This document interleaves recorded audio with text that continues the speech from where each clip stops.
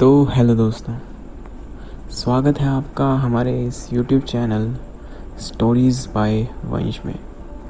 तो दोस्तों, आपने शिमला के बारे में तो सुना ही होगा। काफ़ी लोग वहाँ पर अपनी गर्मी की छुट्टियों में जाते हैं। वैसे ही प्रिया नाम की एक लड़की जो कि मुंबई में रहती है, वो भी अपने 3 दोस्तों के साथ रवि, साहिल और विजय के साथ शिमला घूमने गई थी। पर वहाँ पर उसके साथ जो हुआ, उसके बाद वो अपनी पूरी ज़िंदगी में कभी भी शिमला जाने का ज़िक्र नहीं करेगी। तो उसके साथ वहाँ पर क्या हुआ, ये आपको आगे कहानी में पता चल ही जाएगा। तो चलिए बिना किसी देरी के कहानी को शुरू करते हैं। तो एक बार की बात है, प्रिया नाम की एक लड़की जो मुंबई में रहती थी, वो अपने दोस्त रवि, साहिल और विजय के साथ शिमला जाने का प्लान बनाती है। वह सभी बहुत एक्साइटेड होते हैं क्योंकि वो पहली बार नॉर्थ इंडिया में जा रहे थे। उन्होंने शिमला के बारे में काफ़ी कुछ सुन रखा था। वहाँ की वादियाँ और मार्केट बहुत ज़्यादा अच्छे हैं। वो अपना सारा सामान पैक करके अगले दिन ही शिमला के लिए बस के ज़रिए निकल जाते हैं। शुरू में वो आपस में बातें कर रहे होते हैं, पर कुछ टाइम बाद प्रिया को नींद आने लगती है। तो प्रिया अपना थोड़ी देर के लिए सो जाती है। तो कुछ समय बाद प्रिया की एकदम से आँख खुलती है। तो वो देखती है कि उसके आसपास के सभी लोग जो अभी तक वहीं पर थे, वो वहाँ से गायब हो गए थे। यहाँ तक कि बस का ड्राइवर भी बस से गायब हो गया था और अब बस बिना ड्राइवर के चल रही थी। तो वो यह सब देखकर बहुत ज़्यादा डर जाती है। उसे समझ नहीं आ रहा था अचानक बस के सारे यात्री कहाँ चले गए। इतने में उसे महसूस होता है कि शायद उसके पीछे से कोई उसे देख रहा है। तो वो जब अपना चेहरा पीछे की ओर घुमाती है तो वो वहीं पर जम जाती है। उसके पीछे एक अजीब सी औरत उसकी तरफ ही देख रही थी। उस औरत का चेहरा बिल्कुल सड़ गया था, जैसे किसी ने उस पर एसिड फेंका हो। उसके बाल बिखरे पड़े थे और उसके जख्मों में से अभी भी खून निकल रहा था। तो वो यह देखकर बहुत ज़्यादा डर जाती है। तभी उसकी नींद खुल जाती है और उसका पूरा चेहरा पसीने से भरा हुआ था। और उसका दोस्त विजय उसको पानी की बोतल दे रहा था।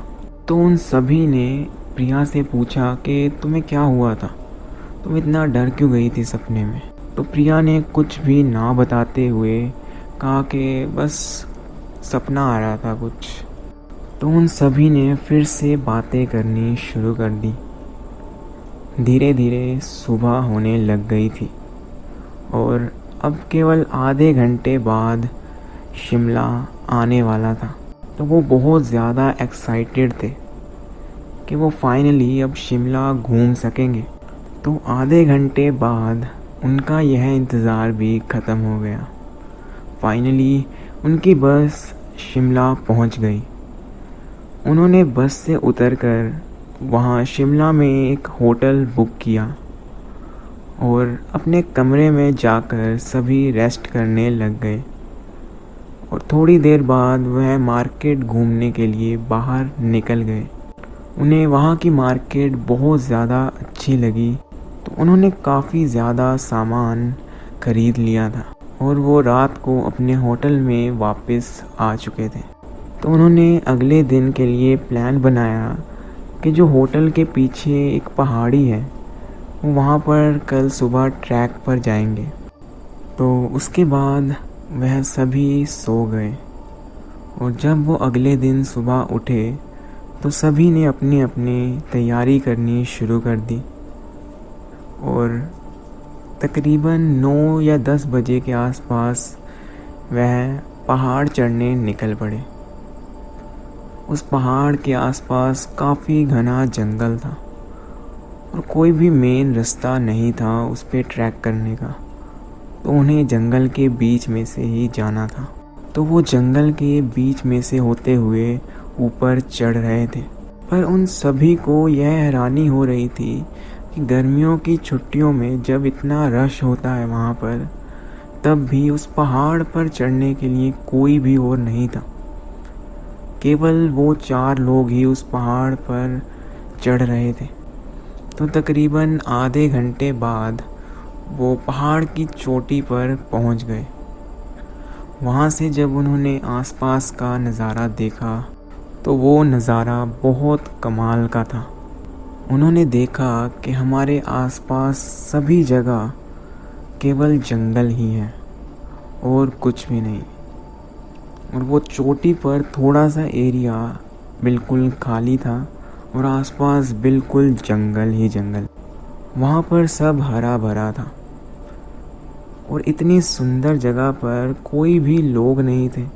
उन्हें यह बात बहुत हैरान कर रही थी, पर उन्होंने तब इस बात पर ज़्यादा ध्यान नहीं दिया और वो वहाँ पर बैठकर उस कुदरत का नज़ारा देख रहे थे कि तभी विजय ने रवि और साहिल को कहा कि वो देखो, नीचे वहाँ पर जंगल में एक औरत घूम रही है। तो जब रवि और साहिल ने वहाँ पर देखा तो उन्हें वहाँ पर कोई भी औरत नहीं दिखाई दी। तो उन्होंने विजय को कहा कि भाई तू पागल है क्या, वहाँ पर तो कोई भी नहीं है, तो हमें उल्लू बना रहा है ना। तो विजय ने इस बात पर ज़्यादा ध्यान नहीं दिया और वो कहने लगे कि भाई इतने जंगल में एक अकेली औरत क्यों आएगी, और वो दोनों उसका मजाक उड़ाना शुरू हो गए। कुछ टाइम बाद वहाँ पर शाम होनी शुरू हो गई थी, तो उन्होंने जंगल से वापस लौटने की बजाय वहीं पर रुकना ज़्यादा सही समझा। तो वहाँ पर उन्होंने अपना एक टेंट लगा लिया और अंदर सभी चले गए। अंदर जाकर सबने अपने बैग में से खाने का सामान बाहर निकाल लिया, पर प्रिया का बैग टेंट के बाहर पड़ा था। तो वो जब टेंट के बाहर गई अपना बैग लेने, तो उसने एक अजीब सी आवाज़ सुनी। वह आवाज़ किसी औरत के चिल्लाने की थी जो कि एक खाई में से आ रही थी।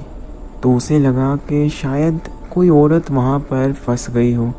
तो उसने वहाँ पर जाकर जब देखा तो उसे दिखा कि वहाँ पर 3 आदमी जिनके हाथ में बहुत तेज़ धार हथियार पकड़े हुए थे और वो अजीब से जानवरों जैसे लग रहे थे। वो एक आम इंसान तो बिल्कुल नहीं थे। वो उन्हीं के टेंट की तरफ बढ़ रहे थे।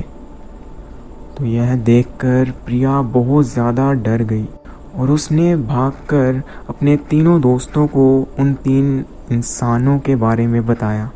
तो उसके दोस्त उसका मजाक उड़ाना शुरू हो गए कि भला इस जंगल में रात को कौन ही आएगा। तो प्रिया ने कहा कि भाई मैं मजाक नहीं कर रही हूँ, मैंने सच में वहाँ पर 3 अजीब से आदमियों को अपनी तरफ आते हुए देखा। तुम मेरे साथ चलो, मैं तुम्हें दिखाती हूँ। तो वो उन्हें अपने साथ वहाँ पर ले गई और जब उन तीनों ने वहाँ पर देखा तो सच में वहाँ पर जानवरों जैसे दिखने वाले तेज़धार हथियार के साथ 3 आदमी उनकी तरफ बढ़ रहे थे। यह देखकर वह चारों बहुत ज़्यादा डर चुके थे। तो वो सभी डर के मारे अपनी कैंप की तरफ भागने लगे और वहाँ से अपना सारा ज़रूरी सामान उठा लिया और वो कैंप के दूसरी साइड एक चट्टान के पीछे जाकर छुप गए। उन्होंने देखा कि कुछ समय बाद वो तीनों आदमी जो कि एक जानवर जैसे दिख रहे थे, वो उनके कैंप के पास ही आकर बैठ गए थे और वो कुछ तांत्रिक विद्या का अभ्यास कर रहे थे।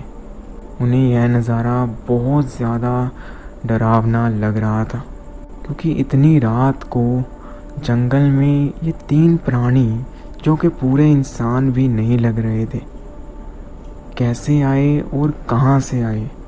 यह सब वो देख ही रहे थे कि तभी वहाँ अचानक एक औरत भी आ गई। पता नहीं वो औरत कहाँ से आई, पर वो औरत उन तीनों आदमियों के बीच में आकर लेट गई और वो तीनों आदमी उस औरत को जानवरों की तरह सूंघना शुरू हो गए। और थोड़ी देर बाद वो औरत अपनी एक उंगली हमारी तरफ उठाती है और तभी वो तीनों आदमी हमारी तरफ देखना शुरू हो जाते हैं। हम यह देखकर बहुत ज़्यादा डर गए थे और अब वो तीनों आदमी हमारी तरफ बढ़ना शुरू हो जाते हैं और हम अपना सामान लेकर नीचे जंगल की ओर से अपने होटल की तरफ भागना शुरू कर देते हैं। प्रिया और विजय आगे भाग रहे थे और रवि और साहिल उनके पीछे पीछे भाग रहे थे। हम बिना देखे सिर्फ अपनी होटल की ओर भागे जा रहे थे और वो तीनों आदमी भी शायद हमारे पीछे ही आ रहे थे। कुछ ही समय बाद प्रिया और विजय अपने होटल पहुंच गए, पर काफ़ी समय इंतज़ार करने के बाद भी रवि और साहिल वहाँ पर नहीं पहुँचे। उन्होंने होटल वालों को अपनी सारी बात बताई, तो होटल वालों ने कहा कि यहाँ के लोगों का मानना है कि ये पहाड़ जो पीछे आप देख रहे हो ये श्रापित है और तभी यहाँ पर कोई भी घूमने भी नहीं जाता है। क्या आपने वहाँ पर लिखा बोर्ड नहीं पढ़ा? तो पूरी रात निकल गई।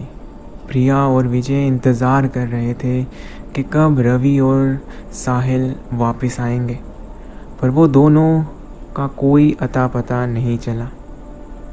तो सुबह प्रिया और विजय पुलिस के साथ उस पहाड़ पर उन दोनों को खोजने निकले, पर शाम तक खोजने के बाद भी उन दोनों का कुछ भी पता नहीं चल पाया। आज इस घटना को 5 साल बीत गए हैं और अभी तक उन दोनों की बॉडीज़ का भी कोई पता नहीं चल पाया। वो दोनों कहाँ गए कहाँ नहीं, किसी को कुछ भी नहीं पता। तो दोस्तों, आपको यह कहानी कैसी लगी हमें कमेंट सेक्शन में ज़रूर बताइएगा और अगर अच्छी लगी तो प्लीज़ प्लीज़ प्लीज़ हमारे इस वीडियो को लाइक कर दीजिएगा। इससे हमें बहुत ज़्यादा मोटिवेशन मिलती है। तो चलिए मिलते हैं आपको अपनी अगली वीडियो में। तब तक के लिए अलविदा।